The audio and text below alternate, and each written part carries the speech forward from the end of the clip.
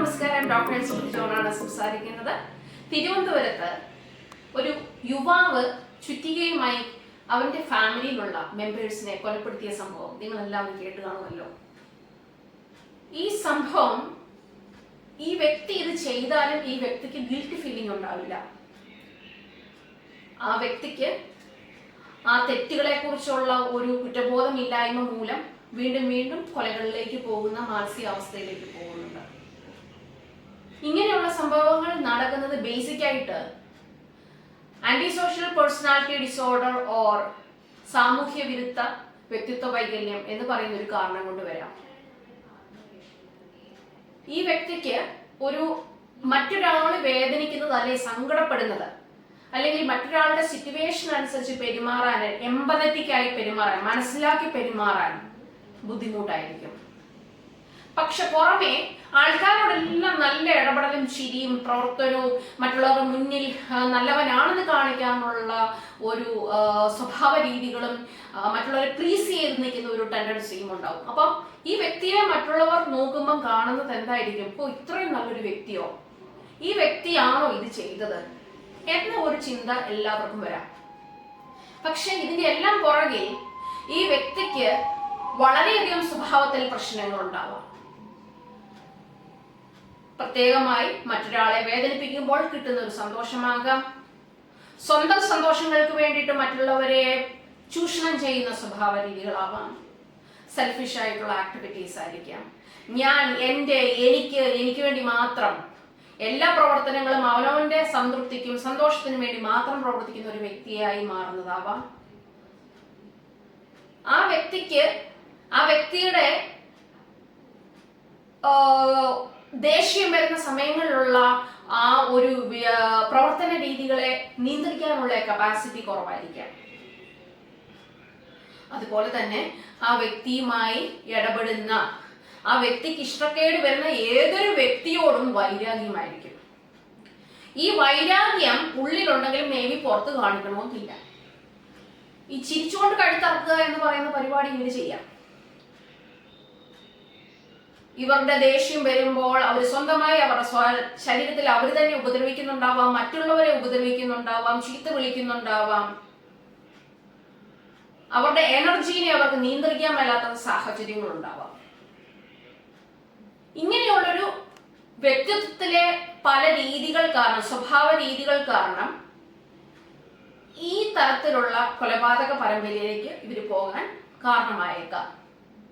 അതിനോട് കൂടി ആ വ്യക്തിയിലെ ന്യൂറോ ട്രാൻസ്മിറ്റേഴ്സിന്റെ പ്രൊഡക്ഷന്റെ അളവ് കൂടിയാൽ വേണ്ട ഹോർമോൺസിന്റെ പ്രൊഡക്ഷൻ കുറയുകയും വേണ്ടാത്തതിന്റെ പ്രൊഡക്ഷൻ കുറയുകയും ഒക്കെ ചെയ്തു കഴിഞ്ഞാൽ ഇങ്ങനെയുള്ള കണ്ടീഷൻസ് ഒക്കെ വരാം. അതുപോലെ തന്നെ നമ്മുടെ തലച്ചോറിലെ കെമിക്കൽസിന്റെ ആ അൺബാലൻസ് വന്നാലും, അസറ്റൈൽ കൊളിൻ എന്ന് പറയും, അതിന്റെ അൺബാലൻസ് വന്നാലും ഇങ്ങനെയുള്ള സ്വഭാവ രീതികളിൽ ചേഞ്ചസ് വരാം.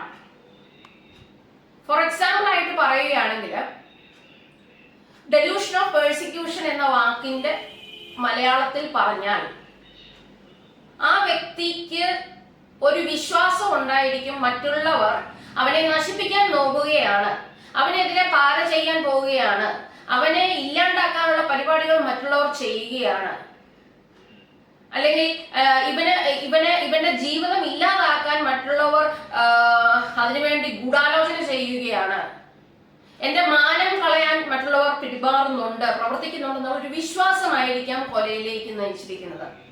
Delusion of persecution. അതുപോലെ തന്നെ സൈക്കോട്ടിക് സിംറ്റംസ് വന്നു കഴിഞ്ഞാൽ, പലതരത്തിലുള്ള സൈക്കോട്ടിക് സിംറ്റംസ് വന്നു കഴിഞ്ഞു കഴിഞ്ഞാൽ, ഫോർ എക്സാമ്പിൾ ആയിട്ട് വീണ്ടും പറയാം, ഓഡിറ്ററി ഹാലൂസിനേഷൻ എന്ന് പറഞ്ഞാൽ എന്താണ്? നമ്മളുടെ കണ്ണിൽ ചെവി കൂടെ കേൾക്കുന്ന കാര്യങ്ങൾ നമ്മൾ നോർമലായ മനുഷ്യര് സംസാരിക്കുന്ന കാര്യങ്ങളല്ലാതെ അവിടെ ഒരു ആളോ വ്യക്തിയോ വസ്തുവോ മൃഗവോ ഒന്നും ഉണ്ടാവത്തില്ല.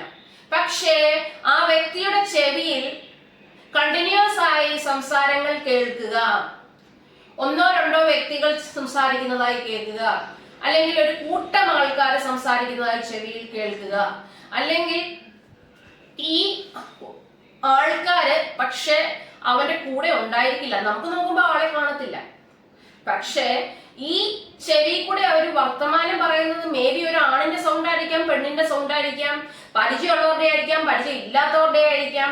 അവര് പറയുവാണ്, എടാ നീ പോയി കിണറ്റി ചാടടാ എന്ന് പറഞ്ഞാൽ കണ്ടിന്യൂസ് ആയി അത് കേട്ട് കഴിഞ്ഞാൽ ഓട്ടോമാറ്റിക്കലി അവൻ പോയി കിണറ്റി ചാടും. അല്ലെ പോയി നീ അവനെ കൊല്ലുക, അവനെ പണി കൊടുക്കുക, അവനെ ഇല്ലാണ്ടാക്കുക എന്ന ചെവിയിൽ റിപ്പീറ്റഡായി ശബ്ദം കേട്ട് കഴിഞ്ഞാൽ ഓട്ടോമാറ്റിക്കലി അതിനെ ആ ചിന്തകളെ നിയന്ത്രിക്കാൻ പറ്റാതെ വരികയും ആ ഒരു പ്രവൃത്തിയിലേക്ക് പോകുന്നതുമാകാം. ഇതൊരു കാരണമാണ്. അതുപോലെ തന്നെ MDMA പോലെയുള്ള ഡ്രഗ്സ് യൂസ് ചെയ്യുന്നത് മൂലം, കെമിക്കൽസ് അടങ്ങിയ ഡ്രഗ്സ് യൂസ് ചെയ്യുന്നത് മൂലം നമ്മുടെ തലച്ചോറിൽ എന്തെല്ലാം ഭയാനകമായ മാറ്റങ്ങളാണ് ഉണ്ടാകുന്നത്. നമുക്ക് ചിന്തിക്കാൻ പറ്റാത്ത തരത്തിലുള്ള ചിന്തകളായിരിക്കും അവർക്ക് വരിക, അവർ കാണുക, അവർ കേൾക്കുക, അവർ അനുഭവിക്കുക. ഇങ്ങനെയുള്ള എല്ലാ കാരണങ്ങളും കൊണ്ടാണ് ഒരു വ്യക്തി കൊലപാതക പരമ്പരയിലേക്ക് പോകുന്നത്. അതിനായി നമ്മളുടെ ചെറുപ്പക്കാരിൽ ഉണ്ടാകുന്ന ചെറിയ ചെറിയ മാറ്റങ്ങൾ പോലും അവഗണിക്കാതെ അവരുടെ വികാരങ്ങളിലും സ്വഭാവങ്ങളിലും ചിന്തകളിലുമുള്ള പ്രവർത്തനങ്ങളിൽ ഉണ്ടാകുന്ന മാറ്റങ്ങളെ അവനവന്റെ കൂടെ ജീവിക്കുന്ന ബന്ധുക്കൾക്കോ അപ്പനോ അമ്മയ്ക്കോ സഹോദരങ്ങൾക്കോ ഭാര്യയ്ക്കോ ഭർത്താവിനോ മാത്രമേ ഇത് ഐഡന്റിഫൈ ചെയ്യാൻ പറ്റുള്ളൂ. വെളിയിലുള്ള വ്യക്തികൾക്ക്, ബന്ധുക്കൾക്ക് പോലും ഇത് ഐഡന്റിഫൈ ചെയ്യാൻ പറ്റണമെന്നില്ല.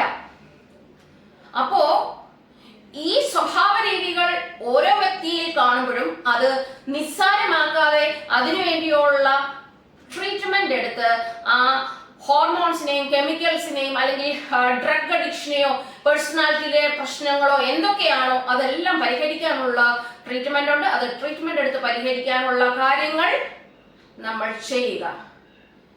ഇങ്ങനെയുള്ള ചെറുപ്പക്കാർ ഇനി നമ്മുടെ സമൂഹത്തിൽ ഉണ്ടാകാതിരിക്കട്ടെ. സാമൂഹ്യപരമായും മാനസികപരമായും നല്ല വ്യക്തിത്വമുള്ള, സമൂഹത്തിനും കുടുംബത്തിനും നല്ല വ്യക്തിത്വവും നല്ല പ്രയോജനമുള്ള വ്യക്തികളായി നമുക്ക് ഓരോരുത്തരെയും വളർത്താം. എല്ലാവർക്കും നല്ലൊരു മാനസികാരോഗ്യം ആശംസിച്ചുകൊണ്ട് നിർത്തുന്നു. സംസാരിക്കുന്നത് ഡോക്ടർ എലിസബത്ത് ജോൺ ആണ്, ലൈഫ് കെയർ കൗൺസിലിംഗ് സെന്ററിൽ.